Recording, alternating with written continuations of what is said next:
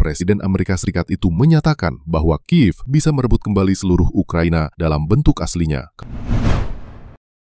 Ejek Rusia macan kertas. Mengapa Trump mendadak berubah sikap tentang perang Ukraina? Donald Trump kembali mengejutkan dunia dengan pernyataannya soal perang Ukraina. Dalam sebuah posting di platform Truth Social, Presiden Amerika Serikat itu menyatakan bahwa Kiev bisa merebut kembali seluruh Ukraina dalam bentuk aslinya. Kalimat singkat tersebut menandai perubahan besar dalam sikap Trump yang sebelumnya lebih condong pada kompromi dengan Rusia, bahkan dengan kemungkinan Ukraina harus menyerahkan sebagian wilayahnya. Pernyataan itu tidak lahir dari ruang hampa. Ia muncul hanya beberapa jam setelah Trump berbicara di sidang umum PBB di New York dan melakukan pertemuan dengan Presiden Ukraina Volodymyr Zelensky. Di sana, Trump mengisyaratkan dukungan yang lebih kuat terhadap Ukraina, sambil menegaskan bahwa tekanan ekonomi terhadap Rusia telah membuka peluang emas bagi Kiev untuk bergerak. Putin dan Rusia dalam masalah ekonomi besar, dan ini saatnya Ukraina bertindak, kata Trump sembari menyebut Moskow sebagai macan kertas. Ungkapan itu kontan dibantah Kremlin. Dmitry Peskov, juru bicara Presiden Vladimir Putin, menegaskan bahwa Rusia bukan macan kertas, melainkan beruang dan sama sekali tidak berada di ambang krisis ekonomi. Namun, pengakuan Peskov soal adanya titik-titik ketegangan akibat sanksi Barat seakan memberi sinyal bahwa tekanan global memang mulai menggigit. Bagi Zelensky, perubahan nada Trump adalah angin segar. Sang presiden Ukraina yang selama ini keras menolak skenario kompromi wilayah menyebutnya sebagai perubahan besar dan tanda positif. Ia bahkan menyinggung bahwa Amerika Serikat siap memberikan jaminan keamanan bagi Ukraina pasca perang, meski detailnya belum jelas. Zelensky berharap bentuk dukungan itu akan berupa tambahan senjata, sistem pertahanan udara, dan drone. Namun, yang menarik, Trump sama sekali tidak menyebut Crimea, wilayah yang dianeksasi Rusia sejak 2014. Diamnya Trump dalam isu ini menimbulkan tanda tanya, apakah ia memang sengaja menghindar dari persoalan paling rumit dalam konflik tersebut, ataukah ada strategi politik di baliknya. Pergeseran sikap Trump tidak hanya dipicu oleh pertemuannya dengan Zelensky. Faktor lain adalah dinamika terbaru di kawasan. NATO semakin tegas menanggapi pelanggaran wilayah udara oleh Rusia dengan pernyataan keras bahwa mereka siap menggunakan semua alat militer dan non-militer yang diperlukan untuk mempertahankan diri. Bahkan, Menteri Luar Negeri Polandia, Radoslaw Sikorski, menyambut usulan Trump agar pesawat Rusia yang melanggar ditembak jatuh dengan jawaban singkat di media sosial, "Roger that." Konteks ini membuat Trump seolah kembali menemukan posisi strategis. Setelah sebelumnya kerap dituding lunak terhadap Putin, kini ia menampilkan wajah lebih tegas.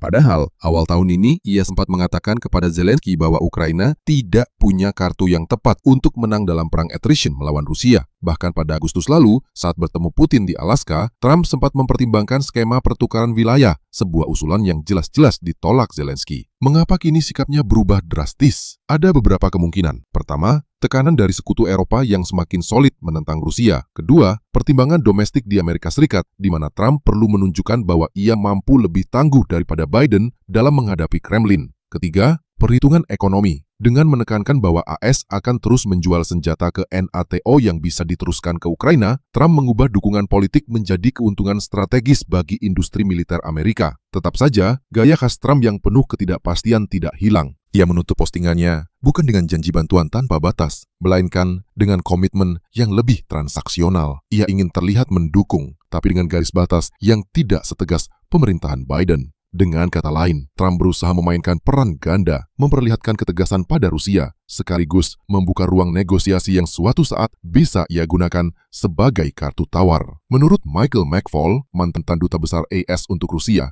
perubahan sikap Trump adalah taktik klasik. Trump selalu menempatkan dirinya dalam posisi tawar. Ia bisa saja melunak kepada Putin minggu lalu hari ini tampil seolah menjadi juara Ukraina. Itu cara dia menjaga relevansi, sekaligus membuka semua pintu untuk negosiasi, ujarnya dalam wawancara dengan NBC. Senada, Angela Stan, pakar Rusia dari Georgetown University, menilai bahwa Trump sedang bermain di dua panggung sekaligus, panggung internasional dan panggung domestik. Bagi sekutu Eropa, ia ingin tampak tegas. Bagi pemilih Amerika, ia ingin menunjukkan bahwa strategi keras Biden bisa dilakukan dengan cara yang lebih murah dan pragmatis. katanya. Fiona Hill, mantan penasihat Gedung Putih untuk Rusia, menyebut langkah ini sebagai Trumpisme murni. Menurutnya, Trump tidak akan pernah menawarkan komitmen tanpa batas seperti Biden, tetapi ia selalu memastikan ada imbal balik konkret, entah berupa keuntungan ekonomi atau politik. Ia melihat perang Ukraina bukan hanya sebagai konflik geopolitik, tapi juga sebagai peluang bisnis dan daya tawar, ujar Hill. Yang pasti, bagi Rusia, sikap baru Trump jelas menjadi tantangan. Kremlin melihatnya sebagai hasil pengaruh Zelensky dan menyebutnya keliru. Namun jika perubahan ini konsisten, maka dinamika perang Ukraina bisa masuk babak baru. Apalagi, NATO kini semakin vokal. Uni Eropa memperketat embargo energi Rusia, dan Zelensky mendapat ruang untuk menegaskan bahwa Ukraina tidak akan menyerah. Perubahan sikap Trump ini menunjukkan satu hal. Perang Ukraina bukan hanya persoalan medan tempur, tetapi juga arena besar diplomasi dan kalkulasi politik internasional. Apapun motif di balik pergeseran Trump, entah demi strategi global, tekanan sekutu, atau kalkulasi domestik, faktanya ia telah menggeser garis merah yang sebelumnya ia tarik sendiri. Dan bagi Zelensky, itu adalah kabar baik, setidaknya untuk saat ini.